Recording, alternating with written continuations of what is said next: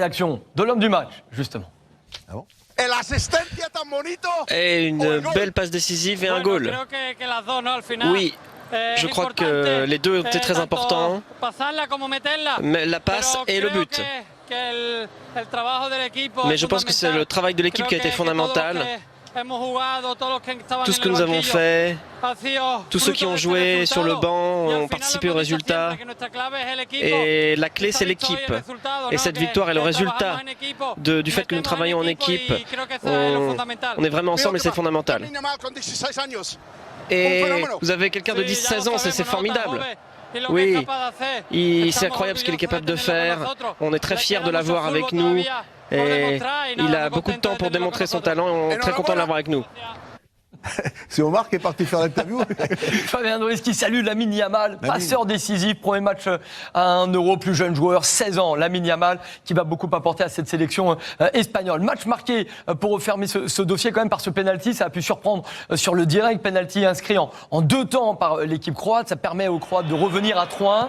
Et puis assistance vidéo, but qui va être annulé, position de hors-jeu de Perisic. Perisic, c'est le passeur décisif sur ce but. Et regardez, au moment de la frappe de Petkovic, il est en position de hors-jeu. Il rentre dans la surface avant que le ballon ne soit frappé par son coéquipier. L'assistance vidéo est intervenue. Et l'arbitre anglais qui explique ce qu'il s'est passé à Ivan Perisic. Regardez, ça se passe en haut là. Il est dans la surface de réparation. Position de hors-jeu. Et ce n'est pas le seul. Ouais, c'est pas le seul parce que lui qui reprend le ballon. Je suis en train de voir que Coucou, comment il s'appelle? Coucou est là, ouais. En bas de l'image, il a aussi son corps à l'intérieur. Hein. Pour ça se joue à pas grand-chose. Non, mais Perisic touche le ballon, c'est lui qui fait la passe décisive. En tout cas, le but n'a pas été validé. Victoire 3-0 des Espagnols. Un dernier mot quand même sur Luka Modric. 38 ans, on l'attendait bien sûr beaucoup pour porter cette sélection croate. On l'a très peu vu. Vous allez voir ces chiffres. Moins de 50 ballons touchés pour Luka Modric qui est sorti à l'heure de jeu. Comme cette petite feinte. Hop. Clac. C'est la spéciale Modric. La spéciale externe, il la feinte et on tombe dedans. Mais bon, il reste encore 2 matchs. Oui. Hein, on va pas se presser.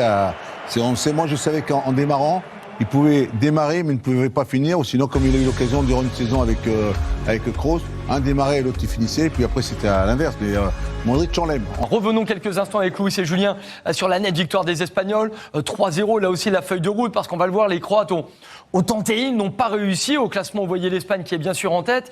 Et c'est vrai que ces Croates, on va le voir à travers les chiffres, Julien, ont essayé, mais beaucoup trop timidement ou beaucoup trop tardivement. L'Espagne s'impose assez facilement. Oui, il y a eu un manque d'inspiration criant du côté des Croates, mis à part le premier quart d'heure de la seconde période, un petit peu aussi en fin de première. Mais non, globalement, ils ont été dominés par cette équipe d'Espagne, dominés par le milieu de terrain de cette équipe d'Espagne. Voilà, il n'y avait pas d'imagination, il n'y avait pas trop de talent. Ils m'ont inquiété là en ce début de compétition. On n'a pas beaucoup vu Luka Modric. Et quand on ne voit pas Luka Modric, forcément, il n'y a pas de création. Et l'Espagne mérite sa victoire, très clairement.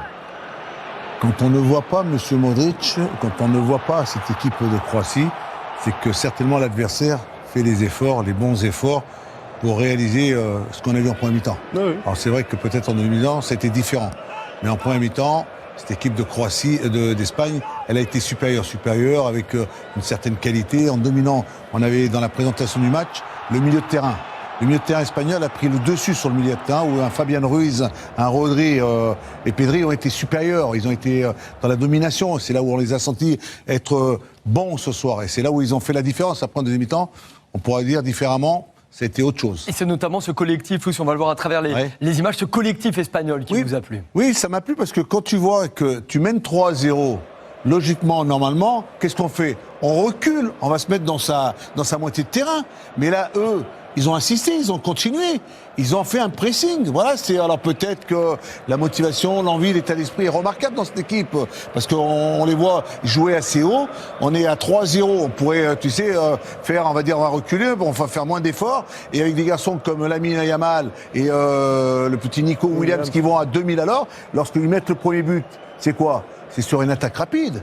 c'est sur un contre, c'est une passe, un appel. Mais là, tu vois, ils sont encore dans cette motivation, cette envie d'aller chercher, d'aller provoquer, d'empêcher les Croates de se mettre dans les meilleures dispositions pour jouer. Moi, je dis l'Espagne, avec cette attitude, ce comportement, ils vont être champions d'Europe. Et le talent, Louis, vous enflammez pas. Et le talent, parce qu'on a montré à la mi-temps, il y a un joueur qui a été élu homme du match, c'est Fabian Ruiz, on le disait, passeur décisif, buteur sur cette rencontre, un but magnifique qu'on va revoir. Au tout départ de l'action, analyse graphique, on en parlait à la mi-temps. Julien, c'est vrai que c'est intéressant parce que Fabian Ruiz est au départ de l'action, ça se passe en haut à droite de votre écran. Là, cette passe, elle fait mal. Et ensuite, il va accompagner. S'il y a bien quelque chose qu'on ne peut pas enlever à Fabian Ruiz, c'est bien évidemment sa qualité technique. Il peut avoir d'autres défauts, mais ça, la qualité technique, il l'a. Et voilà, sur des coups de patte, il est clairement capable de faire la différence. Et comme tu l'as dit, cette passe en première intention, c'est ce qui lance cette offensive et cette action espagnole. En plus, il a accompagné, il se retrouve à l'arrivée. C'est l'homme du match, un but, une passe décisive. Et quel but! En plus, voilà, quand on disait que le milieu de terrain de l'Espagne avait mangé celui de la Croatie, c'est lui qui en est le symbole. La passe, on l'appelle la passe Kroos. Tu connais Oui. Voilà. Tu sais, cet homme qui nous montre, qui ne cesse de nous montrer, match après match, cette qualité de renversement. Oui. Bah là, c'est ce qu'il fait dans cette situation-là. Elle est magnifique, hein.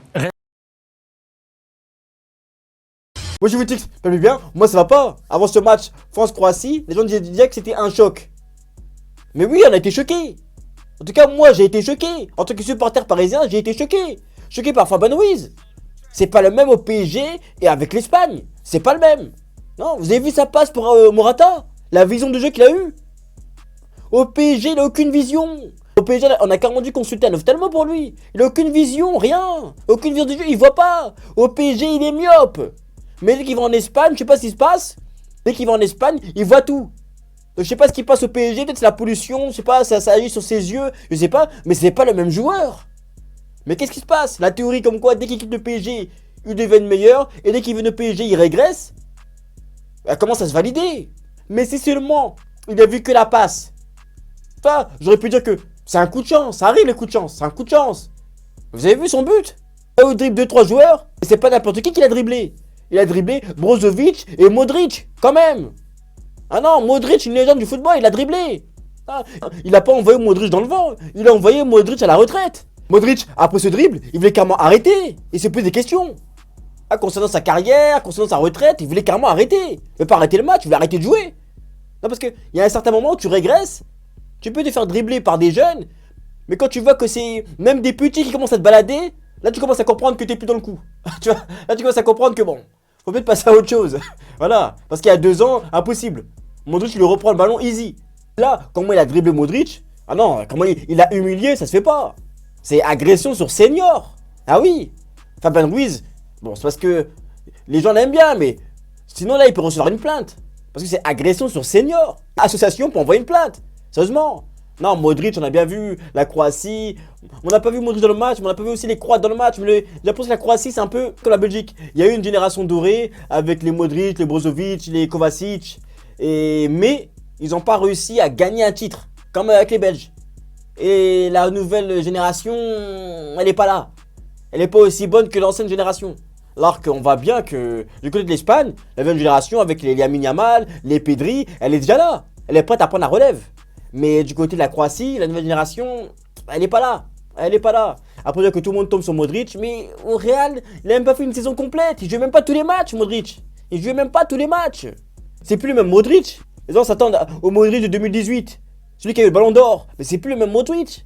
Non, c'est plus la star de l'équipe. C'est le senior de l'équipe. Il est là en tant que doyen. Même pas en tant que grand frère, en tant que grand-père. Il est là pour encadrer les jeunes. Mais il peut plus faire les mêmes choses. Même il y en a qui se plaignent sur les passes et tout. Mais avec l'âge, la vue est baisse. La vue est baisse. Il peut plus faire les passes longues. Il peut plus faire ça. Après, il reste encore quelques matchs. Mais tombez pas sur Modric. Tombez pas sur lui. C'est une légende du football. Il a beaucoup donné. Il a même trop donné. Il a trop donné au football. Ah oui. Il y en a qui donnent trop peut-être dans l'alcool, dans les paris sportifs, dans les cigarettes, dans des trucs un peu nocifs. Lui, il a tellement donné que maintenant c'est nocif pour lui. Il ne doit plus être sur le terrain comme ça. Non.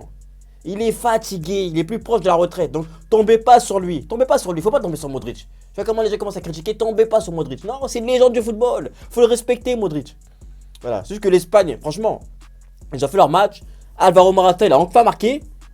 Pour une fois, il est parti dans le jeu, parce que souvent il met des buts. Mais le problème, c'est qu'à chaque fois, il est hors jeu. Des fois, lui, il a du mal. Parce que Morata, il a du mal. Des fois, il se piège lui-même dans le piège du hors-jeu. C'est lui-même qui se piège.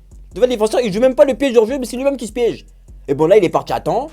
En même temps, qu'une passe comme ça, même si tu es en retard, tu es à temps. C'est normal. Donc là, il est parti à temps et il a mis. Mais Fabien Ruiz, je sais pas, il faut te parler en espagnol pour que tu sois bon comme ça. Faut que tu joues en Espagne pour être bon comme ça. Ah, je sais pas. Pourtant, Luis Enrique, il lui parle comment? Il lui parle en français ou en espagnol? Je sais pas. Peut-être que les coéquipiers doivent lui parler en espagnol. Parce que là, franchement, c'est pas le même. Honnêtement, c'est pas le même. Même, je vais me demander s'il a pas un jumeau et s'il est peut-être en train de faire jouer son jumeau au PSG. Parce qu'on n'a pas vu le même. Ou c'est comme quand on nous disait, oui, à Naples a été bon et tout. J'ai vu même les vidéos de Naples, oui, mais c'est pas le même. C'est pas le même. Il est au PSG, c'est pas le même. Même sa femme, elle a dit, depuis qu'il est à Paris, il est plus le même. Même sa femme l'a dit. C'est pas le même. Je sais pas. En tout cas, là, homme du match, ce match-là, et sa prestation m'a vraiment surpris. Franchement, vraiment surpris. Voilà. Mais sinon, l'Espagne a fait le taf. Et bien sûr, ils vont sortir de leur groupe. Hein. Ouais, pour moi, ils vont sortir de leur groupe. Mais ils ont fait le taf, voilà. Mais est-ce que vous les voyez comme des favoris pour cet euro? Moi, je trouve qu'ils ont fait le taf, mais pour moi, les grands favoris, ça reste quand même l'Angleterre et l'équipe de France ou l'Allemagne. Mais l'une des trois. Je vois pas encore l'Espagne comme des favoris pour cet euro. Non, je vois pas. Donc, dites-moi comment vous en pensez de Fabien Ruiz, de l'équipe d'Espagne. Et est-ce que vous les voyez comme des favoris ou pas? Dites-moi dans les commentaires et on se capte plus tard.